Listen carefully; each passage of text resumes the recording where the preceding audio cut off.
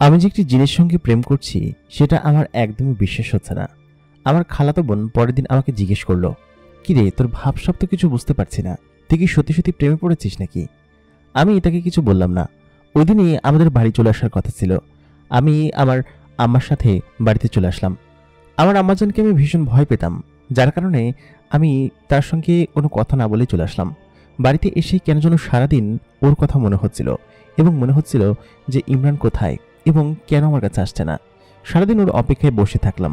যেহেতু আস্তে আস্তে অনেকটা বেলা হয়েছিল, বিকেলবেলা এসে ঘরদোর সবকিছু গুছিয়ে নিজের অজান্তেই তার কথা বসে বসে ভাবছি কখন সে আসবে।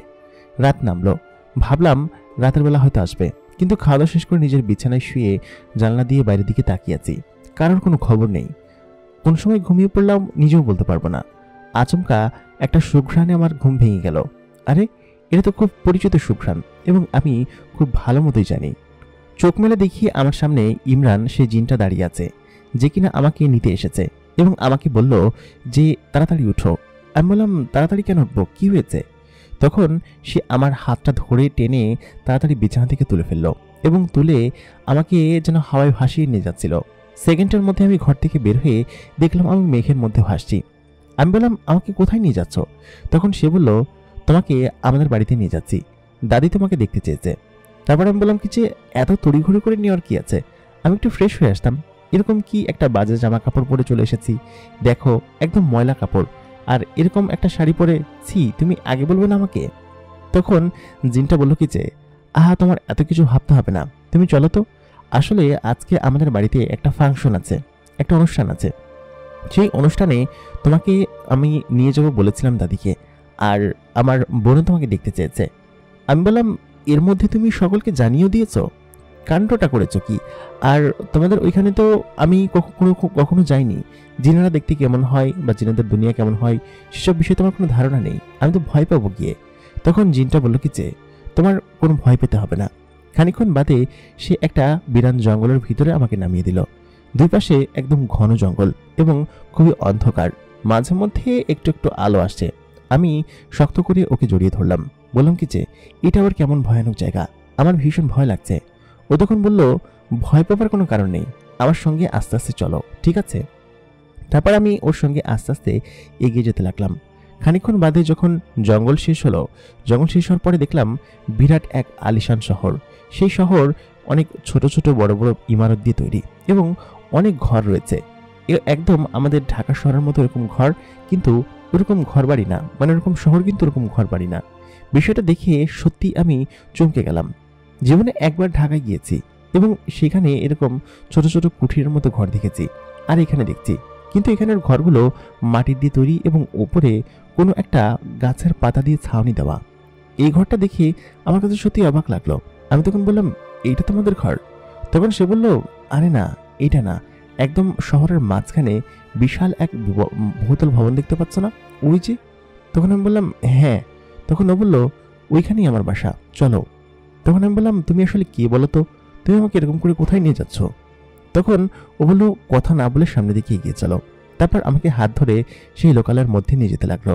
ওইখানে যে বিভৎস লোকগুলো ছিল তাদেরকে দেখে আমি ভীষণ ভয় পাচ্ছিলাম। আমি তখন ওকে বললাম, এরা কারা, এরকম ভয়ানক দেখতে? কারোর গায়ে অনেক বেশি লোম, কারোর নখ অনেক বড় বড়, কারোর দাঁতগুলো বড় বড়, কাউকে দেখতে পিচাসের মতো লাগছে, কারো কান খাড়া, আবার কেউ অনেকটা লম্বা। সবকিছু দেখে আমার ভীষণ ভয় পাচ্ছে। তারা নিজেদের মতো নিজেদের সংসার করছে, কেউ ঝগড়া করছে, কেউ কাজ করছে, কেউ আবার নিজেদের মধ্যে গল্প করছে। সব মিলিয়ে এগুলো দেখে আমার ভীষণ ভয় লাগতে শুরু করলো। আমি তখন ইমরানকে জড়িয়ে ধরলাম, ধরে বললাম কি যে এটা কোথায় নিয়ে এসেছো, আমার খুব ভয় লাগছে, তুমি তো আসলে খারাপ আছো। ও তখন বলল, এটা জিনেদের দুনিয়া এবং এখানকার জিনেরা এরকমই হয়, এটা সাধারণ জিন, আর আমি এখন অন্যভাবে যাচ্ছি বলে এরা আমাকে চিনতে পারছে না। আমি তখন বললাম, অন্যভাবে যাচ্ছি মানে? আমার ভয় লাগছে, তুমি দ্রুত আমাকে এখান থেকে নিয়ে চলো তো। ও বললো কি যে আমি তো তোমাকে এসব দেখানোর জন্য নিয়ে এসেছি, দেখো জিনেরা দেখতে কেমন হয়, সারা জীবন তো তোমাকে এখানেই থাকতে হবে, তাই না? এদেরকে দেখেই থাকতে হবে। আমি বললাম, এসব কি কথা বলছো, এদেরকে দেখে থাকতে হবে? আমি পারবো না। এ কথা বলতে বলতে একটা বিশাল প্রাসাদের সামনে চলে আসলাম। বিশাল বড় গেট, সেই গেটটা প্রায় 10-12 ফুটের বেশি লম্বা হবে। সেই গেটটা আচমকা খুলে গেল এবং খুলে যাওয়ার পর সবাই ইমরানকে সালাম দিতে লাগলো এবং তার সামনে মাথা ঠুকতে লাগলো। তারপর সে আমাকে হাত ধরে ভেতর দিকে প্রবেশ করলো। ভেতর দিকে প্রবেশ করে ডান দিকের একটি রাস্তা দিয়ে সে আমাকে নিয়ে গেল। অন্দরমহল মানে যেখানে লাল গালিচা পাতা আছে সেই লাল গালিচার সামনে দিয়ে না নিয়ে গিয়ে ডান সাইডের একটি রাস্তা আছে, সেই রাস্তা দিয়ে সে মহলের ভেতর প্রবেশ করলো। বিশাল আলিশান এক মহল। দূর থেকে দেখতে অনেকটা ছোট লাগছিল, কিন্তু কাছ থেকে অনেক বিশাল লাগছে। আসলে দেখে আমি অবাক হয়ে গেলাম। আমি শুধু তাকিয়ে তাকিয়ে দেখছিলাম। এই মহলের মধ্যে যেসব গার্ডরা আছে বা যেসব লোকজন বসবাস করে, যেসব জিনেরা বসবাস করে, তারা আসলে ওই বাইরের জিনগুলো থেকে অনেক ভালো এবং দেখতে অতটা কুৎসিত না। তবে একটু ভয় তো আমার লাগছিল এখানে গিয়ে। তারপর আমি ওর সঙ্গে ভেতরে চলে গেলাম। ভেতরে গিয়ে ও আমাকে একটি রুমের ভেতরে গিয়ে বললো কি যে তুমি এখানে থাকো, আমি আসছি। হ্যাঁ, আমি তখন বললাম কোথায় যাচ্ছ তুমি? ও বললো কি যে তুমি থাকো, তুমি এখানে বসো, আমি আসছি, আর আমি কয়েকজন লোক পাঠাচ্ছি, ঠিক আছে? ওরা তোমাকে সবকিছু করে দেবে। হ্যাঁ। আমি বললাম তুমি কি পাগল হয়ে গিয়েছ? আমাকে একা রেখে এরকম ভয়ানক একটা জায়গায় যেও না প্লিজ। ও তখন দৌড়ে সেখান থেকে চলে গেল। আমি যে রুমটার ভিতরে বসেছিলাম সেই রুমটার চারিপাশে একদম গোলাপি কালারের রং দিয়ে সাজানো এবং মনে হচ্ছিল যে হাতে ধরে সাজানো। চারিদিকে ফুল গাছ এবং ফুল গাছে ফুল ফুটেছে।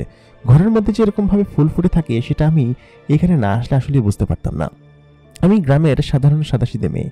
আমি গ্রামে এদিকে ওদিকে ছুটে ছুটে বেড়াই। এরকম কোনো জায়গা এর আগে আমি কখনো দেখিনি। এরকম আলিশান বাংলো, আলিশান ঘর, বিশাল বড় প্রাসাদ আমি তো আমার বাপের জন্ম কোনোদিন দেখিনি। এইসব দেখে সত্যি আমার খুব ভালো লাগছিল। আমি একটা ফুল গাছের কাছে গিয়ে একটা ফুল ছিঁড়লাম। ছেঁড়ার সঙ্গে সঙ্গে পেছন থেকে দুজন আমাকে ডেকে বলল, কি ব্যাপার ভাবি, কেমন আছেন আপনি? আমি আচমকা ভয় পেয়ে সঙ্গে সঙ্গেই ওইখানে বিছানার উপর বসে পড়লাম, কারণ ফুল গাছটা ছিল বিছানার পাশে এবং জানলার ধারে। আমি আচমকা ভয় পেয়ে সেখানে বসে পড়ার সাথে সাথেই সে বলল কি যে আরে ভয় পাচ্ছেন কেন? আমি তখন ওই মেয়েটার দিকে তাকালাম। একটা মেয়ে সামনের দিকে এগিয়ে আসছে এবং তার পেছনে আরো 3-4 জন মেয়ে, একদম ঘোমটা মাথায় দেওয়া, মানে হচ্ছে গিয়ে এমনভাবে নাকাব পরা যে নাকাবগুলো পেছন থেকে চেহারা দেখা যায় এবং এক প্রকার জালের নাকাবের মতো, যেমনটা আগেকালের সৌদির মালিকারা পরতো, ঠিক ওরকম। তো এগিয়ে আসলো আমার কাছে। আমি তার দিকে তাকিয়ে হতভম্ব হয়ে গেলাম, কারণ এত সুন্দর মেয়ে মানুষের আগে আমি কখনো দেখিনি। এত সুন্দর কোনো মেয়ে হতে পারে আমি তো জীবনের কোনোদিন দেখিনি। আমি মেয়েটার দিকে হা করে তাকিয়ে রইলাম। তারপর সেই মেয়েটি আমার কাছে এগিয়ে আসলো। তারপর এগিয়ে এসে বলল কি যে মাশাআল্লাহ মাশাআল্লাহ, আমার ভাই তো খুব ভালো পছন্দ করেছে, চয়েস আছে বলতে হবে, তুমি তো আসলেই খুব সুন্দর।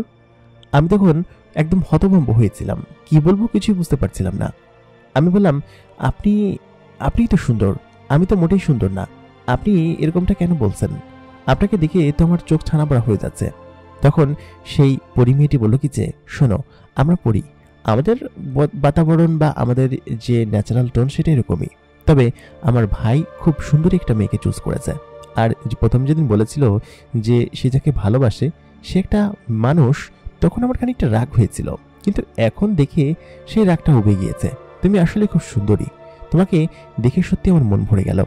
তাড়াতাড়ি উঠো, তোমাকে সাজানোর জন্য ভাইয়ের তরফ থেকে অর্ডার এসেছে, একদম শাহী পোশাক তোমার জন্য নিয়ে আসা হয়েছে। আমি তখন বললাম শাহী পোশাক মানে? আমি তো কিছু বুঝতে পারছি না। তখন সেই পরী মেয়েটি মানে ইমরান জিনের ভাই বলল কি যে বোন বলল কি যে এই দেখো, তোমার নিশ্চয়ই পছন্দ হবে। সেই মেয়েটি বিশাল বড় এক ফ্রগের মতো জিনিস, একদম গোল করে ঘোরানো, জিনিসটাকে কি বলে আমি জানি না, একদম দেখতে ভিন্ন ধরনের ড্রেস, তবে আমাদের ওইখানের লেহেঙ্গার মতো দেখতে, খুবই চমৎকার একটি ড্রেস। এবং সেই ড্রেসের মধ্যে এত সুন্দর কারুকার্য করা, মনে হচ্ছিল যেন হীরা বসানো। কারণ ড্রেসটা যখন আমার সামনে ধরা হলো তখন ড্রেসটা প্রচণ্ড পরিমাণ চকচক করছিল।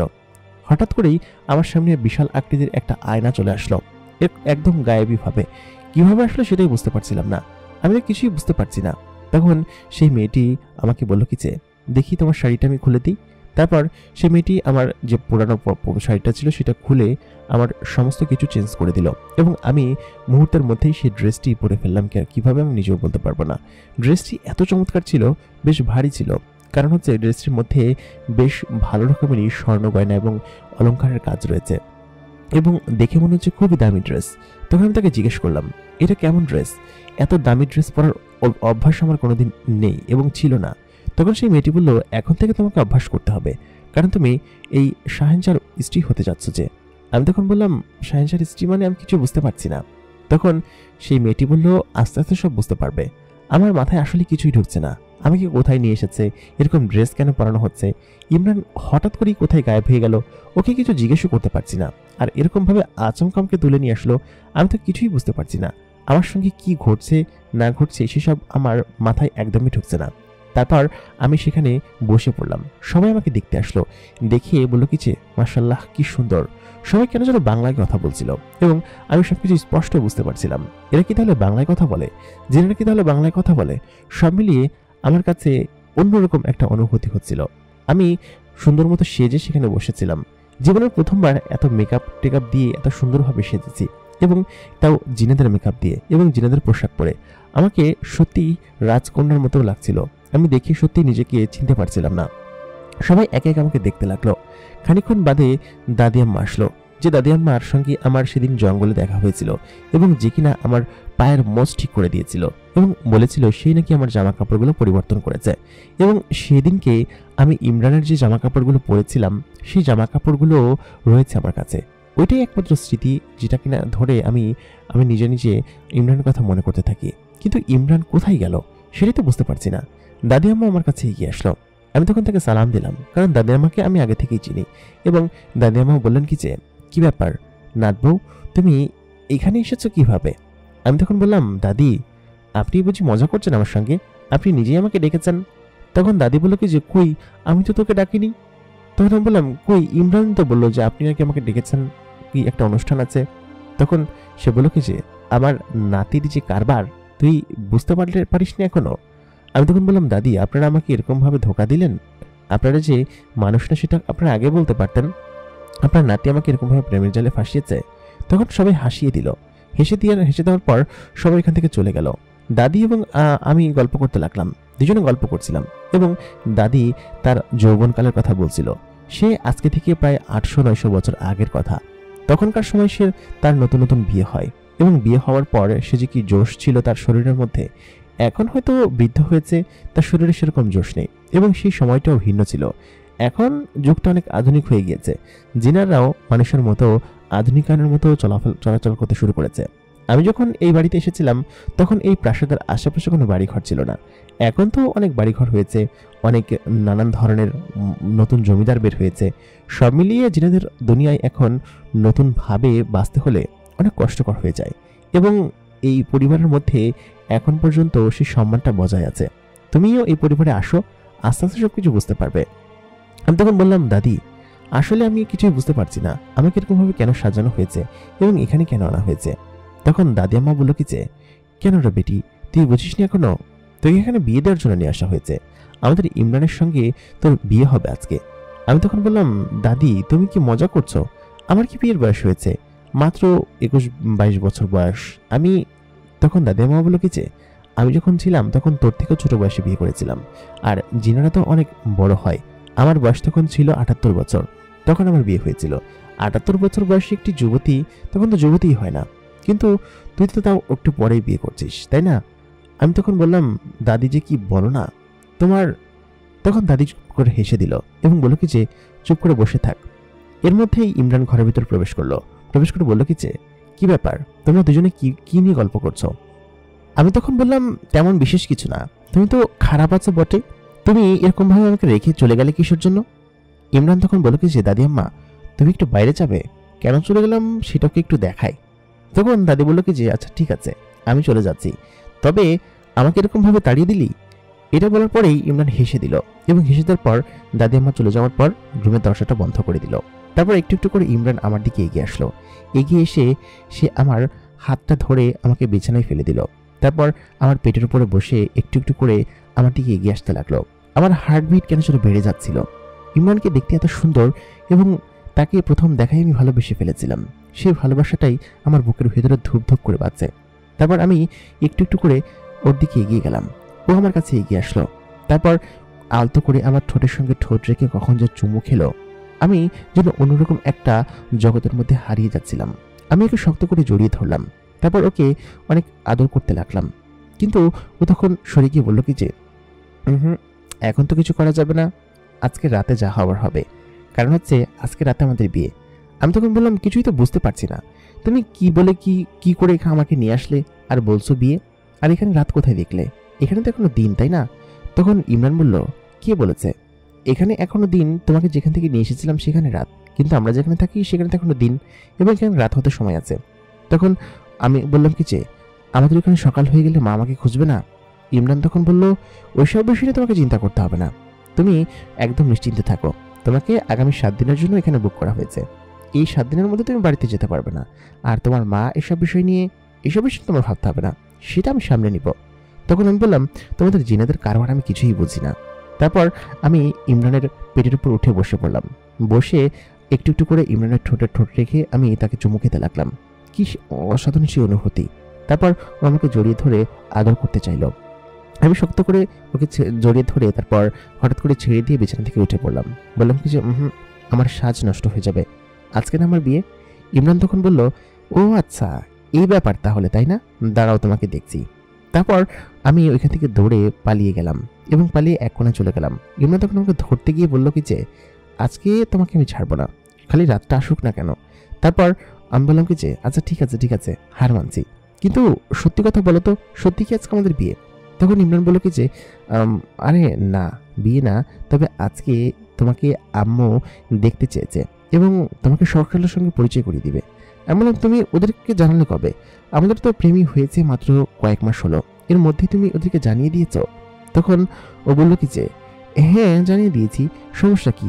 আমি যার সঙ্গে সারা জীবন থাকবো তার বিষয়ে জানাবো না? এবং তারা প্রথম মানেনি, প্রথম বিষয়টা অন্যভাবে দেখেছে, তবে পরবর্তীতে যখন তোমার বিষয়ে জেনেছে, তোমার বিষয়ে খোঁজ করেছে, তখন সবটা বুঝতে পেরেছে। আমি সত্যি ভাবতে পারছিলাম না যে আমার জীবনটা এরকমভাবে পরিবর্তন হয়ে যাবে। তারপর আমি ইমরানের দিকে এগিয়ে গেলাম এবং তাকে শক্ত করে জড়িয়ে ধরলাম। ওর বুকের ভেতরে এত পরিমাণ শান্তি যে আমার অন্যরকম লাগছিল। হঠাৎ করেই আমার কানটা যখন ওর বুকের ডান পাশে পড়লো, দেখলাম হার্টবিট বিট করছিল। আমি তখন বললাম, ইমরান, তোর হার্টবিট কি ডান দিকে? ও তখন বলল, হ্যাঁ, জিনেদের হার্টবিট তো ডান দিকেই হয়, কেন তুমি জানো না? আমি বললাম, হ্যাঁ, আমি কত জিনেদের সাথে প্রেম করেছি, জিনেদের বুকে মাথা রেখেছি এর আগে। তখন ও আমার কপালে চুমু খেয়ে বলল, হ্যাঁ, এখন থেকে রাখবে এবং এখন থেকে আমার সঙ্গেই থাকবে। খানিকক্ষণ বাদে বাড়ি থেকে একটা শব্দ আসলো, ইমরানকে ডেকে এসে ও চলে গেল। তারপর আমি বিছানায় একা একাই বসে থাকলাম। তারপর বসে কখন যে আমি ঘুমিয়ে পড়েছি, কারণ আধো ঘুমিয়ে আমাকে নিয়ে এসেছিল। ঘুম থেকে উঠে দেখি ইমরান আমাকে ডাকছে, বলছে যে তোমাকে সবাই ডাকছে, কি ব্যাপার, তুমি ঘুমাচ্ছ এখানে? তারপর আমাকে দুজন মেয়ে এসে ধরে নিয়ে গেল এবং আমার মুখেও ওদের মতো করে নাকা জড়িয়ে দিল। আমি মেয়েটা দেখতে যে খুব খারাপ এমন না, আমি দেখতে খুবই মিষ্টি এবং খুব সুন্দর, গ্রামের সব থেকে সুন্দরী মেয়েগুলোর মধ্যে একটি। সেহেতু আমি সুন্দরের একটু অহংকার তো করবই বটে। তারপর আমাকে ভেতরের দিকে নিয়ে গেল। তারপর একটা খুব সুন্দর দেখতে জায়গায় আমাকে বসে দেওয়া হলো। সেই জায়গাটা একদম ফুল দিয়ে সাজানো ছিল এবং যে চেয়ারটায় বসে দেওয়া হলো সেই চেয়ারটা ছিল অদ্ভুত। আমাদের দেশে যেরকম সাধারণ চেয়ার হয় সেরকম কোনো চেয়ার না, সেই চেয়ারের উপর বসে দেওয়া হলো। আমি চেয়ারের উপর বসে চুপচাপ লজ্জায় নিজের দিকে মাথা করে বসে আছি। খানিকক্ষণ বাদে দুজন লোক আমাদের সামনে আসলো। আমার পাশে ইমরান বসে আছে এবং সে খুব সুন্দর একটি লেবাস পরে আছে। আমার সত্যি ধারণা ছিল না যে ইমরান এরকম হবে এবং সে এরকম একজন পুরুষ হবে যার কিনা এরকম অর্থবিত্ত এবং টাকা পয়সা আছে। তবে এইসব বিষয় নিয়ে আমার কোনোদিন কোনো মাথা ব্যথা ছিল না। আমার মাথা ব্যথা ছিল যে আমার হাজব্যান্ড আমাকে অনেক ভালোবাসবে, আর আমি হঠাৎ করেই কেন যেন বড় হয়ে গেলাম আর কি। যে আমি একটা ছোট বাচ্চা মেয়ে ছিলাম, কিন্তু যখনই আমি প্রেমে পড়লাম মনে হলো যে আমি বড় হয়ে গিয়েছি। আমার শরীর মন সবকিছুই বড় হয়ে গিয়েছে। সব মিলিয়ে এখন আমার কাছে মনে হচ্ছে যে আমি বিবাহের জন্য প্রস্তুত। তারপর দুজন লোক আমার দিকে এগিয়ে আসলো। এদের মধ্যে থেকে একজন ছিল অতীব সুন্দরী একজন নারী, যার মুখে ওরকম ভাবে নাকাব দেওয়া, এবং আরেকজন ইমরানের মতোই দেখতে, তার মাথায় এক ধরনের মুকুট পরা এবং রাজকীয় পোশাক পরা। সে আমাদের দিকে এগিয়ে আসলো, এগিয়ে এসে সালাম দিল। আমি সালামের উত্তর গ্রহণ করলাম। তারপর বলল কি যে, তোমাদের জন্য দোয়া করি, তোমরা দীর্ঘজীবী হও এবং একে অন্যের সঙ্গে সারা জীবন সুখে থাকো। তখন ইমরান আমার কানে কানে বলল কি যে, আমার আব্বা আম্মা। তখন আমি সঙ্গে সঙ্গে উঠে তাদের পা ধরে সালাম করলাম। তারা বলল কি যে, বাহ, খুব সুন্দর সংস্কারী মেয়ে তো তুমি, তোমাকে আসলে আমাদের ইমরানের সঙ্গে খুব ভালো মানিয়েছে। তারপর তারা দুজন আমাকে আদর করে একটা থলে দিয়ে বলল কি যে, তোমার জন্য উপহার এবং তুমি এটা রাখো। ইমরান বলল কি যে, রাখো রাখো। তারপর আমি সেই জিনিসটা আমার কাছে রাখলাম। সেই জিনিসটার মধ্যে পরবর্তীতে আমি খুলে যেটা দেখেছিলাম সেটা ছিল অনেক ভারী একটি গহনা, যেটা কিনা আমার কাছে খুবই সুন্দর লেগেছিল এবং খুবই দামি একটি গহনা। আমি সেটা পরে আমার কাছে এত ভালো লাগছিল যে আমি নিজেকে চোখকে বিশ্বাস করতে পারছিলাম না। তারপর খানিকক্ষণ বাদে একে একে সবাই আসলেন অভ্যর্থনা জানানোর জন্য, এবং সবাই কিছু না কিছু আমাদেরকে দিয়েছে। এবং আমাদের বিয়ের তারিখ আজকে থেকে প্রায় 7 দিন পরে ধার্য করা হলো, এবং অমুক তারিখে ধার্য করা হলো যে তারিখে আমাকে আবার এখানে আসতে হবে। তারপর ইমরান এবং আমাকে ওইখান থেকে উঠিয়ে নিয়ে আসলো, বললো কি যে সমস্ত কিছু হয়ে গিয়েছে। তারপর খাওয়া দাওয়ার পর্ব সারার জন্য আমরা চলে গেলাম খাওয়া দাওয়া মানে ডাইনিং টেবিলে, যেখানে নৌকার মতো দেখতে একটি সরু জায়গা ছিল, এবং সেখানে অনেক ধরনের থালা বাসন এবং প্লেট রাখা, যার মধ্যে অসংখ্য খাবার রয়েছে, এবং সেখান থেকে সবাই একটু একটু করে উঠিয়ে নিয়ে খাচ্ছে। এরকম আলিশান জায়গা এবং এত খাবার একসঙ্গে আমি কোনোদিন দেখিনি। কোনো একটা জায়গায় একটা আস্ত খাসি রান্না করা হয়েছে, এরকম খাসি নাকি অন্য কিছু আমি বুঝতে পারলাম না। ইমরান এবং আমি খাবারগুলো নিতে গেলাম। আমি বললাম কি যেসব কি রান্না করেছে, এসব দেখে তো আমার কিছুই ভালো লাগছে না, ওটা কি খাসির মাংস রান্না করেছে? তখন ও বললো কি যে না, এটা খাসি না, এটা হচ্ছে হরিণ। আমাদের এখানে হরিণ খাওয়ার প্রচলন আছে এবং সবাই খাই, বন জঙ্গল থেকে হরিণ ধরে নিয়ে আসি এবং সেগুলোই খাই। তারপর আমি সেই খাসির কাছে গিয়ে দেখলাম কি যে সেখানে আসলে কোনো মাংসই নেই তার গায়ে। আমি বললাম কি যে এর গায়ে তো কোনো মাংসই নেই। তখন ও বললো কি যে আমাদের এখানকার বেশিরভাগ জেনেরা হাড় খেয়ে থাকে, মাংস তো তোর খুব একটি প্রিয় না, তবে তোমার জন্য মাংস আলাদা করে রান্না করা হয়েছে, এই পাশে যা যা আছে সেগুলো তোমার জন্য। আমি দেখলাম 4-5টা কড়াইতে বেশ সুন্দর করে মানুষের খাবার যোগ্য খাবার রান্না করা হয়েছে। আমি সেগুলো নিয়ে খেতে লাগলাম। তারপর ইমরান যে প্লেটে খাবার নিয়েছে সেই প্লেটের থেকে একটু খাবার আমি নিয়ে গালে দেওয়ার সঙ্গে সঙ্গেই থু মেরে ফেলে দিলাম, কারণ সেগুলো ছিল একদম বিশ্রী খেতে এবং একদম লবণ হয়নি। তখন ইমরান আমাকে বলল জেনেদের খাবার আলাদা, এবং তারা হাড় গোড় ফলমূল মিষ্টান্ন এগুলো খেতে পছন্দ করে, তারা তোমাদের মতো এরকমভাবে খায় না, বুঝছো? তাদের খাবার ভিন্ন, এবং তারা অনেক সময় শুধুমাত্র হাড় খেয়ে বেঁচে থাকে, এটাই তাদের প্রধান খাবার। তখন আমি বললাম কি বলছো এসব, তাহলে তোমার সঙ্গে থাকতে হলে আমাকে এইসব হাড় গোড় খাওয়ার প্র্যাকটিস করতে হবে? তখন ইমরান বলল আরে না না, তোমাকে সব করতে হবে না, তুমি যা যা খেতে পছন্দ করো সেরকমভাবেই রাঁধুনি রেঁধে দিবে। এই যে তোমার জন্য যেমন আজকে রান্না করা হয়েছে, খেতে করো, সুস্বাদু হয়েছে না? খাবারগুলো মুখে নিয়ে আমি দেখলাম সত্যি আসলে খুব দারুণ হয়েছে, এবং আমি আমার বাড়িতে যা খাই তার থেকে বেশি মজা হয়েছে। বিশেষ করে মিষ্টি জাতীয় খাবারগুলো যেগুলো ছিল, তারপর এক ধরনের ফল ছিল যেগুলো কিনা মাকা ফল বলে, এবং এই মাকা ফল খেতে এত চমৎকার ছিল, ইমরানই আমাকে দিয়েছে। এগুলো আমি সঙ্গে করে আমার বাড়িতেও নিয়ে গিয়েছিলাম আমার ছোট ভাই বোনগুলোর জন্য। তারপর আমি খেতে লাগলাম। খাওয়া দাওয়া শেষ করে এত পরিমাণ খেয়ে ফেলেছিলাম, কারণ এর আগে এত টেস্টি খাবার আমি কখনো খাইনি। খাওয়া দাওয়া শেষ করে ইমরান আমাকে বললো কি যে এত খেয়েছো যে নড়তেই পারছো না, তাড়াতাড়ি চলো। তারপর ইমরান আমাকে একটা রুমের ভিতরে দিয়ে বললো কি যে ঠিক আছে যাও, হ্যাঁ রাত্রে আসবো তোমার কাছে। আমি বললাম জি না স্যার, এত তাড়াতাড়ি আসা চলছে না, যেদিন বিয়ে হবে সেদিনই আপনি ঢুকতে পারবেন আমার রুমে, তাছাড়া আমি কিন্তু আমার শরীরের মধ্যে আপনাকে প্রবেশ করতে দিব না, বুঝতে পেরেছেন? তখন সে বললো কি যে তুমি তো দেখো রাত্রেবেলা কি করি আমি। তারপর ও চলে গেল এখান থেকে। আজকে সারাদিন যা ঘটেছে এসব বিষয় নিয়ে সত্যি আমার মাথা ব্যথা করছিল, যে আসলেই এমনটা ঘটেছে।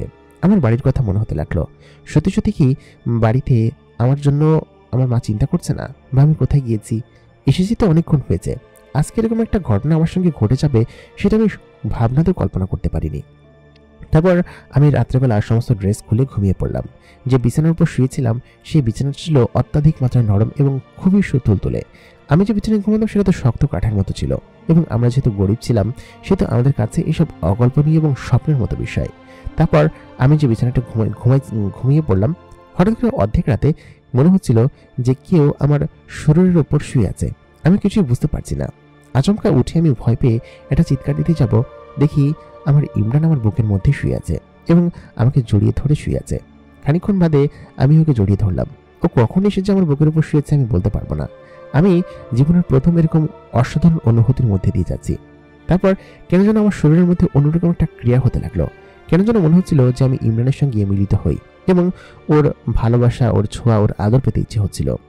আমি ওকে পাশে শুয়ে রেখে আমি নিজের শরীরকে, নিজের চোখে, নিজের চেহারাকে আয়নায় দেখছিলাম এবং মনে হচ্ছিল যে কিছু একটা করে ফেলি, কারণ আমার সহ্য হচ্ছিল না কেন যে বিয়ে এত দেরি করে দিচ্ছে। আমি তখন ভাবলাম না না, এমন কিছু করা যাবে না। তারপর আমি ওর কাছ থেকে সরে এসে ওইখানে একটা সোফা মতো জায়গা ছিল, সেই জায়গার উপর শুয়ে পড়লাম। খানিকক্ষণ বাদে ইমরান উঠে বলল কি যে কি ব্যাপার, তুমি এখানে কেন গিয়েছো? আমি যে তোমার বুকের উপর এসে শুয়েছি সেজন্য কি তুমি রাগ করেছো? তখন ও বললো কি যে তুমি এখানে তাড়াতাড়ি আসো। আমি তখন বললাম কি যে না না, ওইখানে যাওয়া যাবে না, তুমি এখন এখান থেকে বের হয়ে যাও, তুমি জিন বলে সমস্ত কিছু ফায়দা নিবে, এটা কিন্তু হতে পারে না। তারপর ও আমার কাছে এগিয়ে আসলো। আমি ওর কাছে বললাম কি যে আমার কাছে আসতে পারবো না, তুমি যাও এখান থেকে। আমার কাছে এগিয়ে এসে আমার কোমরটা চেপে ধরে ওর কাছাকাছি টেনে নিল আমাকে। তারপর আমার ঠোঁটে ঠোঁট রেখে চুমু খেতে লাগলো। এবার সত্যি আমি পাগল হয়ে যাচ্ছিলাম, নিজেকে কন্ট্রোল করা একদম যেন দায় হয়ে যাচ্ছিল। আমি নিজেই ইমরানকে বিছানার সঙ্গে চেপে ধরে আদর করতে লাগলাম। তারপর আমি বললাম কি যে তুমি এখান থেকে যাও তো, তুমি যতক্ষণ এখানে থাকবে ততক্ষণই আমার আদর পেতে ইচ্ছে করবে এবং আমার কিচ্ছু ভালো লাগবে না, এখান থেকে যাও তো তুমি। তখন ও বলল কি যে তাহলে আদর করি। তারপর ও আমার জামা কাপড় খুলতে লাগলো এবং আদর করতে লাগলো। বেশ খানিকক্ষণ পরে আমার নিজেরই মনে হলো যে বিয়ের আগে এসব করা একদমই উচিত হবে না।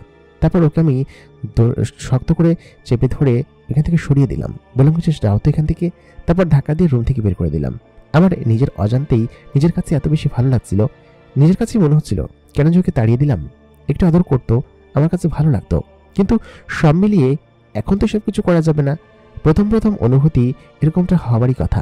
তারপর ও বাইরে চলে গেল এবং আমি দরজাটা বন্ধ করে দিয়ে আমার বিছানায় এসে ঘুমিয়ে পড়লাম। আমি জানি ওই বদমাইশ আবার আমার রুমে আসবে, যার কারণে আমি এক ঘুমে সকাল করে দিলাম এবং মনে হচ্ছিল যে রাত্রেবেলা সত্যি সত্যিই আমার কাছে এসেছিল। পরের দিন যখন সকাল হলো, দুজন দাসী আমার রুমের ভিতরে প্রবেশ করলো। তারা বলল কি যে ভাবি আপনাকে খাবার জন্য ডেকেছে, তাড়াতাড়ি উঠুন। তারপর আমাকে একটা ওয়াশরুমে নিয়ে যাওয়া হলো, যে ওয়াশরুমটা আসলেই খুব অদ্ভুত ছিল। জিনেদের ওয়াশরুম যেরকম হয় আমি আসলে ভাষা বর্ণনা করতে পারবো না। দুই দিকে একদম উঁচু সরু করে একটা পাত দেওয়া ছিল, সেই পাতের মাঝখানে আমি আসলে বলতে পারছি না। তো তারপর সেখানে খুব সুন্দর একটি গোসলখানা ছিল, যে গোসলখানার চারিপাশে একদম ঝর্ণার মতো করে পানি পড়ছে, একদম বাস্তবিক ঝর্ণার মতো, এবং খুবই গরম এবং উত্তপ্ত একটি তালাব ছিল, মানে একটি পুকুরের মতো জায়গা। এই ওইটার ভিতরে গিয়ে আমি গোসল করতে লাগলাম, আর একটু শীত শীত ভাবছিল বলে ওইখানে গোসল করতে খুব ভালো লাগছিল। গোসল শেষে আমাকে সেরকম একটা আলিশান ড্রেস পরতে দেওয়া হলো, যে ড্রেসটা পরে আমাকে আসলে খুব সুন্দর লাগছিল এবং এত চমৎকার লাগছিল যে বলে বোঝানো সম্ভব না। আমি নিজেকে নিজে আয়নায় দেখে সত্যি বিমোহিত হয়ে যাচ্ছিলাম। তারপর আমাকে খাবার টেবিলে নিয়ে যাওয়া হলো এবং সেরকমভাবে সকালের মতো আবার আমাকে খাবার দেওয়া হলো। ইমরান আমাকে খাইয়ে দিতে লাগলো। ও নিজে খাচ্ছিল না, আমার বলছে তুমি একটু খাও। তখন ও বললো কি যে এসব খাবার আমরা খেতে পারবো না, আমরা লবণ খেতে পারি না, তোমার খাবার লবণ দেওয়া আছে। আমি যখন বললাম আমাকে ভালোবাসো আর লবণ খেতে পারবা না, তখন ও নিজে থেকেই মুখের মধ্যে তুলে নিল।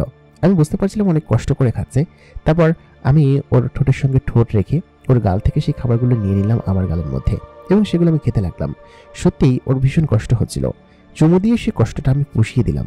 তারপর এরকম করে প্রায় 6 দিন ওইখানে কেটে গেল। 6 দিনের মাথায় আমি ওকে বললাম কি যে ইমরান আমার বাড়িতে কি অবস্থা একটু দেখতে হবে, চলো তো বাড়িতে গিয়ে দেখে আসি। অনেকদিন কিন্তু আমি বাড়িতে যাই না, তুমি কিন্তু আমাকে নিয়ে যাও না, আমাকে নিয়ে যাবে বলেছিলে। তখন ও বললো কি যে বাড়িতে যাবে, আচ্ছা ঠিক আছে তোমাকে আজকে সন্ধ্যের দিকে নিয়ে যাবো, হ্যাঁ। আর এখন একটু সমস্যা চলছে তো, যার কারণে দিনের বেলা আমি বের হতে পারবো না। তখন আমি বললাম কি সমস্যা? ও তখন বললো কি যে তেমন কোনো সমস্যা না, আচ্ছা ঠিক আছে তোমাকে নিয়ে যাচ্ছি, তুমি একটু বসো, আর গাড়ি তৈরি করা হচ্ছে ছাদে, হ্যাঁ। আমি তখন বললাম গাড়ি মানে? ও তখন বললো তোমার এসব বিষয় নিয়ে ভাবতে হবে না তো, চুপ থাকো তো, একটু টেনশনের মধ্যে আছি। আমি বললাম কি সমস্যা? ও তখন বললো আচ্ছা চলো তোমাকে নিয়ে যাই। তখন আমি গুছিয়ে ইমরানের সঙ্গে ছাদে গেলাম। ছাদে গিয়ে দেখলাম হরিণের মতো এক ধরনের খচ্চর জাতীয় কোনো পশু একটা গাড়ি টেনে নিয়ে যাচ্ছে এবং সেই গাড়ির পরে আমি চড়ে বসলাম। গাড়িটা হাওয়ায় ভাসছে এবং পঙ্খিরাজ ঘোড়ার মতো সেই জিনিস দুটো আকাশে উড়ে যাচ্ছে। আমার দেখে সত্যি অনেকটা অবাক লাগলো এবং বুঝতে পারছিলাম যে যে জিনিসটা আমি দেখতে পাচ্ছি সেটা আসলেই আমার কাছে অকল্পনীয় মনে হচ্ছে। তারপর খানিকক্ষণ বাদে আমাদের সেই গ্রামের মাঠের মধ্যে আমরা নেমে গেলাম। যেখানটায় নেমেছিলাম সেখানটায় রাত ছিল, তার মানে সন্ধে নেমেছে। আমি আমাদের বাড়ির কাছে গিয়ে আমার মায়ের খানিকটা দূরে দাঁড়িয়ে পড়লাম। মা যে আমাকে দেখতে পাচ্ছিল না সেটা আমি জানতাম না। আমি মাকে মা বলে ডেকে ফেললাম এবং আমার পাশে ইমরান দাঁড়িয়েছিল। ইমরান আমার মাথায় টোকা দিয়ে বলল কি যে তোমার মা তোমাকে দেখতে পাচ্ছে না, সেহেতু তুমি এসব বিষয় নিয়ে হতাশ করো না, বুঝতে পারছো? খানিকক্ষণ বাদে আমার মতো দেখতে একটি মেয়ে ঘর থেকে বের হয়ে আসলো। আমি তো দেখে সত্যিই অবাক। তখন ও আমাকে বললো কি যে ওইটা হচ্ছে তুমি, বুঝতে পারছো? ওইটা হচ্ছে তুমি এবং তোমার অবাবাইকে আমি এখানে রেখে দিয়েছি, ও সবকিছু এখানে সামনে নেবে, বুঝছো? তুমি এসব বিষয় নিয়ে চিন্তা করো না। আমি তখন বললাম আচ্ছা আমার যে বিয়ে হবে তোমাদের সঙ্গে, এটা আমার বাবা মা জানবে না? আর যদি তারা জানতে পারে তখন কি হবে বলো তো? তখন ও বললো কি যে এইসব বিষয় নিয়ে তোমার বাবা মাকে জানানোর কোনো দরকার নেই, তারা নিশ্চয়ই ভয় পাবে, আর নিশ্চয়ই তোমার বাবা মাকে তোমার জানানো উচিত হবে না, ঠিক আছে? আর তোমার বাবা মা ওকে নিয়ে এখানে খুশি আছে, ঠিক আছে? আমি তখন বললাম কি যে বিষয়টা কেমন হয়ে যায় না, আমার ছোট ভাই বোনগুলোকে অন্তত পক্ষে জানাই, ওদেরকে নিয়ে যায় আমার বিয়েতে, ওরা আমার বিয়ে দেখবে না তা কি হয় নাকি? তখন ইমরান বলল কি যে আচ্ছা ঠিক আছে, সেটা নিয়ে যাওয়ার ব্যবস্থা করব, তুমি এসব বিষয় নিয়ে চিন্তা করো না, তবে তোমার বাবা মাকে এসব বিষয়ে জানানো যাবে না। আমি তখন বললাম কেন জানানো যাবে না? তাই বলে আমি মায়ের কাছে এগিয়ে গেলাম। মায়ের কাছে এগিয়ে গিয়ে বললাম কি যে মা, আমার মা দুইটা আমিকে দেখে সত্যি অবাক হয়ে গেল এবং চিৎকার দিয়ে অজ্ঞান হয়ে গেল। আমি তখন বললাম কি যে যা বাবা, কি হলো এটা? ইমরান তখন এসে বলল কি যে দুজন একই রকমের লোক দেখলে তো ভয় পাবে তাই না, তুমি আচমকা কেন সামনে চলে গেলে? আমি তখন বললাম তুমিই তো বললে যে আমাকে দেখা যাচ্ছে না। ইমরান তখন বলল যে তোমাকে দেখা যাচ্ছে না, তুমি কি কোনো জিন নাকি যে তোমাকে দেখা যাবে না, তুমি তো মানুষই। তারপর আমি মাকে ধরে ঘরের ভিতরে নিয়ে গেলাম। মা বলল কি যে কিরে, তোকে দুইটা দেখলাম মানে ব্যাপারটা কি? এর মধ্যে এখানে যে জিনটা রেখে যাওয়া হয়েছিল সেই জিনটা এখান থেকে চলে গিয়েছে এবং ওইখান থেকে আমার শুধুমাত্র আমার একা একা দেখা যাচ্ছে। তখন আমি মাকে বললাম, মা তুমি যেটা দেখেছো সেটা একটা জিন ছিল এবং একটা পরী মেয়ে ছিল, সে আমার রূপ ধরে এখানে ছিল এতদিন। এই কথা শোনার পর মায়ের তো একদম হার্ট ফেল হওয়ার মতো অবস্থা। খানিক্ষণ বাদে বাবা ভ্যান নিয়ে ঘরের ভিতরে প্রবেশ করলো। আমার ছোট ভাই বোনও আমার পাশে বসে আছে এবং আমি মাকে এবং বাবাকে সমস্ত ঘটনা খুলে বললাম। বাবা বলল কি যে তুই কি ফাজলামি করছিস নাকি, এটা আবার কেমন কথা? জিনেদের সঙ্গে ছিলি, এক সপ্তাহ ছিলি না, তাহলে আমাদের সঙ্গে চেয়েছিল সে কে? আমি বললাম মা ওইটা একটা জিন ছিল এবং ওই আমার রূপ ধরে এখানে ছিল। আমি তখন এই কথা বলার পর বাবা মা দুজনেই ভয় পেল এবং বলল কি যে তুই কি মজা করছিস আমাদের সঙ্গে? আমি বললাম কি যে আম্মা আব্বা তো মজা করবো কিসের জন্য, তোমার যদি বিশ্বাস না হয় তাহলে তোমাদের জামাইকে দেখো। ঠিক তখনই আমি বললাম ইমরান দেখা দাও তো। তখন ইমরান একদম হঠাৎ করে দৃশ্যমান হলো। সেগুলো দেখে আমার মা আবার অজ্ঞান হয়ে গেল। খানিকক্ষণ বাদে চোখে মুখে পানি দেওয়ার পর আবার তার জ্ঞান ফিরল। আব্বা দেখে তো একদম ভয়ে সিটকে আছে। তখন ইমরান তাদেরকে সালাম দিল, বলল কি যে আসসালামু আলাইকুম আব্বাজান, ভালো আছেন? তারা ইতস্তত করে এবং ভয়ে ভয়ে কথা বলছিল। ইমরান এরকমটা বলার পরে তারা যে ভয় পাচ্ছিল সেটা দেখে আমি খিলখিল করে হাসতে হাসতে শেষ। মা বলল কি যে মেয়ের কাণ্ড দেখো, এরকম করে হাসার কি আছে? ইমরান যে তাদের সঙ্গে খুব ভালো আচরণ করছিল সেটা তারা বুঝতে পারছিল, কিন্তু ইমরান যে একটা জিন সেটা জানার পর তাদেরকে একটু তো ভয় লাগবেই।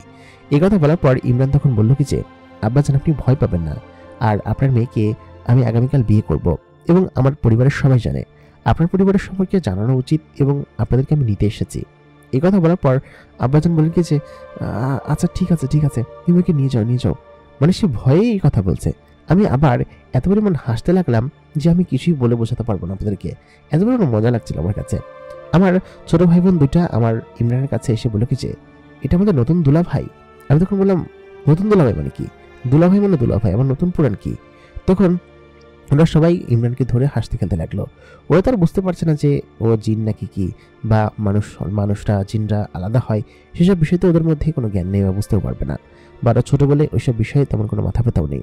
তারপর পরের দিন আমি আমার আব্বা আম্মা এবং ভাই বোনগুলোকে নিয়ে আমাদের ওইখানে চলে গেলাম। আব্বা আম্মা এবং ওরা ওইখানে যাওয়ার পর ছোটো ভাই বোন যে দুটো ছিল, একটা বয়স ছিল 9 বছর, একটা বয়স ছিল 3 বছর, ওরা তো দেখে একদম ভয় পাচ্ছিল প্রচণ্ড পরিমাণে। কারণ হচ্ছে গিয়ে এরকম জায়গায় এরকম একটা অদ্ভুত মানুষ, এগুলো দেখে প্রথম প্রথম ভয় পাচ্ছিল, কিন্তু পরবর্তীতে ওরা এখানে অ্যাডজাস্ট হয়ে যায়, কারণ ওরা প্রচণ্ড পরিমাণ ফাজিল এবং দুষ্টু ছিল, ঠিক আমার মতোই, আমার ছোটো ভাই না, সেই জন্য। তারপর আব্বা আম্মা তো প্রচণ্ড পরিমাণ ভয় পেয়েছিল। আব্বা আম্মা যে ড্রেস পরে এসেছিল তাদেরকে অন্য একটা রুমের ভেতরে নিয়ে যাওয়া হলো এবং সেখানে তাদেরকে পরানোর জন্য একটা আলিশান ড্রেস দেওয়া হলো। ড্রেসগুলো ছিল অসাধারণ এবং অন্য ধরনের ড্রেস এবং এত চমৎকার ড্রেস যে আব্বা মাকে পরে খুব সুন্দর লাগছিল। আব্বা মা এর আগে কোনোদিন এত চমৎকার ড্রেস পরেনি। তারপর তাদেরকে একটি জায়গায় বসতে থাকতে দেওয়া হলো। তারা আশেপাশের সমস্ত কিছু দেখে ভয় পাচ্ছিল, তাদের চেহারা দেখেই বোঝা যাচ্ছিল, এবং তারা যে এরকম একটা আলিশান জায়গায় এসে পড়েছে যেখানে কিনা শুধুমাত্র জিনেরা বসবাস করে, সেরকম একটা জায়গা দেখে তাদের ভয় পাবার কথাই স্বাভাবিক। তারপর আমি তাকে বললাম কি যে আম্মা ভয় পেও না, এটা তোমার মেয়ের শ্বশুর বাড়ি, আর মেয়ের শ্বশুর বাড়ি কতখানি দামি দেখেছো, তুমি শুধুমাত্র সবকিছু উপভোগ করো, ভয় পাবার কি আছে, দেখো তোমাকে কত সুন্দর একটা দামি ড্রেস দিয়েছে, ড্রেসটা পরে চুপচাপ বসে থাকো। তখন মা বলছে যে তুই যে এরকম একটা কাণ্ড করবি আগে বলবি না, এরা তো অনেক বড় লোক মনে হচ্ছে। আমি তখন বললাম মা লোভ করো না, এরা বড় লোক না, এদের মনটা অনেক বড়, বুঝতে পেরেছ? আর আমার যে যুবরাজ রয়েছে, আমার যে ইমরান রয়েছে, ও আসলে খুব ভালো, দেখবে তোমাদেরকে খুব ভালোবাসবে এবং খুব আদরে রাখবে। তখন আমাদের ওই দিন সারাদিন ধরে এরকমভাবে কেটে গেল। যেহেতু পরের দিন আমাদের বিয়ে ছিল এবং আশেপাশে অনেক মানুষজন এসেছে, অনেক জিনেরা এসেছে, এখানে অনেক মানুষ আমি দেখতে পেলাম যারা কিনা এই পরিবারের অনেক নিকট আত্মীয়, এবং মানুষদের মধ্যেও নাকি এদের জানাশোনা আছে, যার কারণে এরা হয়তো মানুষদের মধ্যে থাকতে অভ্যস্ত। এবং আমি সকলের সঙ্গে একে একে কথা বললাম, কারণ আমাদের বিয়ের অনুষ্ঠানে সকলে একে একে আসছিল এবং আমাদেরকে অভ্যর্থনা জানাচ্ছিল। ওই দিন সন্ধ্যার দিকে আমার এবং ইমরানের বিয়ে পড়ানো হলো, এবং সেটা কোন কায়দায় পড়ানো হলো আমি জানি না, তবে ইসলামী শরিয়াত মোতাবেক সেটা বলতে পারছি, কারণ আমাদেরকে যে বিয়ে পড়িয়েছে সে একজন মাওলানা, এবং এই জিনের দুনিয়ায় সে মাঝে মধ্যেই আসে এবং অনেক ছেলে জিন এবং মেয়ের বিয়ে পড়িয়েছে। সে বিষয় সম্পর্কে উনি আমাকে সবকিছু বলল। তো আমাদের বিয়ে সম্পন্ন হলো। এক এক করে অদ্ভুত অদ্ভুত ধরনের দেখতে লোক আমাকে সম্বর্ধনা দিতে আসছিল, এবং একটা লোক ছিল তো একদম পুরো বিড়ালের মতো দেখতে। তাকে দেখতে আমি একদম হাসতে হাসতে শেষ দেখে ইমরান তখন বলল, হা কি করছো রিয়া, তুমি একদম বাচ্চাদের মতো করছো, চুপচাপ থাকো তো, একদম বাচ্চাদের মতো করলে হবে? তুমি সেই যে লিচু বাগানে বাচ্চাদের মতো উঠে বসে থাকতে, এখানেও কি সেই বাচ্চাদের মতো করবে নাকি? চুপচাপ করে থাকো, ঠিক আছে? তখন আমি বললাম, আরে ওনাকে দেখে সত্যি আমার হাসি পাচ্ছে, তোমাদের এখানে অদ্ভুত অদ্ভুত সব জিনেরা বসবাস করে, তাই না? ও আমাকে বলল, এখানকার সবাই এরকমই হয়, তুমি এত বেশি চিন্তা করো না তো, চুপ করে থাকো। আমি আমার মামাকে দেখলাম দূরে একদম ঘাপটি মেরে বসে আছে। আমাদের বিয়ের কাজ সম্পূর্ণভাবে একদম সব সম্পূর্ণ হলো। খাওয়া দাওয়া শেষ করে আমি এবং ইমরান বাসর ঘরে ঢুকলাম। আজকে আমাদের বাসর ঘর খুব সুন্দর করে সাজানো হয়েছে। আমি অনেকক্ষণ ধরেই বাসর ঘরের মাঝখানে ইমরানের জন্য বসে আছি। তারপর ইমরান আমার ঘরের ভিতরে ঢুকলো, দরজাটা বন্ধ করে দিয়ে আমার কাছে দৌড়ে আসলো। এসে বলল কি যে, অনেকদিন ধরে অপেক্ষা করেছি, আর সহ্য হচ্ছে না। আমি তখন বললাম, আমরা চাইলে অনেক আগেই করতে পারতাম, তবে এই দিনের জন্য অপেক্ষা করছিলাম। তারপর একটু একটু করে ইমরান আমার কাছে এগিয়ে আসলো। এগিয়ে এসে আমার হাতটা শক্ত করে বিছানার সঙ্গে চেপে ধরে আমার বুকের উপরে বসে আমাকে চুমু খেতে লাগলো। সেই অনুভূতি বোঝানো সম্ভব নয়। তারপর একটু একটু করে আমাকে আদর করতে লাগলো। তারপর যা হয়েছে সেগুলো আপনাদের শোনার দরকার নেই। আমাকে আদর করতে করতে আমরা দুজনই ভালোবাসার অতল গহ্বরে ডুবে গেলাম, এবং সেই অনুভূতি বোঝানো সম্ভব নয়। ওই দিন সারা রাত আমার ঘুম হলো না। পরের দিন সকাল সকাল একদম আগে আগে ওঠার অভ্যাস ছিল ওদের, এইখানের নিয়ম নাকি, এবং সেটা নাকি আমাকে উঠতেই হবে, এবং আগে আগে উঠলাম। সারা রাত ঘুম হয়নি। তারপর আবার এরকম একটা পরিস্থিতিতে সকালবেলা উঠে শ্বশুর শাশুড়ির সেবা করতে গেলাম, এবং ওদের এখানে নিয়ম নাকি এরকম, আর জিনেরা নাকি এরকম ভাবেই চলাচল করে। এবং সব মিলিয়ে প্রথম 2 দিন আমার উপর বেশ ধকল গেল, এবং এত পরিমাণ ক্লান্ত লাগছিল যে পরের দিন আমি ইমরানকে বললাম কি যে, ইমরান আজকে আমরা একটু ঘুমাই, আমার আসলে খুব ভালো লাগছে না, খুবই খারাপ লাগছে, বুঝতে পেরেছ? ইমরান তখন আমাকে নিজের বুকের ভিতরে জড়িয়ে ধরে ঘুম পাড়িয়ে দিল, এবং আমি মোটামুটি কায়দায় 2-3 দিন এরকমভাবেই কাটলো। বাসর ঘরের ওই রাতের পরের দিন সকালবেলা উঠে রেওয়াজ ছিল যে ওদের ওইখানে এক ধরনের পানীয় ছিল, সেই পানীয়গুলো সকালবেলা বানিয়ে সকলকে খাওয়ানোর, বিশেষ করে শ্বশুর শাশুড়ি এবং জামাইকে খাওয়ানোর, এবং সেটাই আমাকে করতে হয়েছিল, যার কারণে অনেকটা ক্লান্ত ছিলাম। 3 দিন পরে আমার বাবা মা বাড়িতে চলে গেলেন, কারণ ওনাদের নাকি এখানে ভালো লাগছিল না। আমার তো খুবই ভালো লাগছিল, কারণ এরকম একটা জায়গায় একদম রাজরানী হয়ে থাকতে কার না ভালো লাগবে।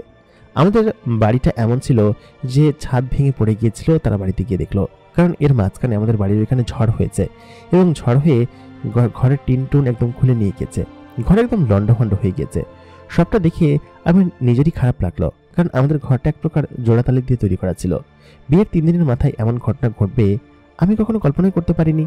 ইমরান বলল কি যে, এসব বিষয় নিয়ে তোমাকে ভাবতে হবে না, তোমার ঘর তৈরি করে দেওয়ার ব্যবস্থা আমি করছি।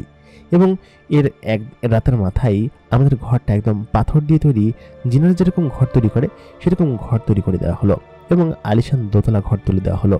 এই সমস্ত কিছু দেখে এলাকার সবাই আসলে চমকে গেল, এবং সবাই জানতে পেরে গেল যে আমাদের জিনেদের সঙ্গে সম্বন্ধ আছে, এবং এর পরবর্তীতে কেউ আমাদের সঙ্গে লাগতে আসতো না, এবং সবাই আমাদের প্রতি একটা অন্যরকম কৌতূহল নিয়ে বসবাস করতো।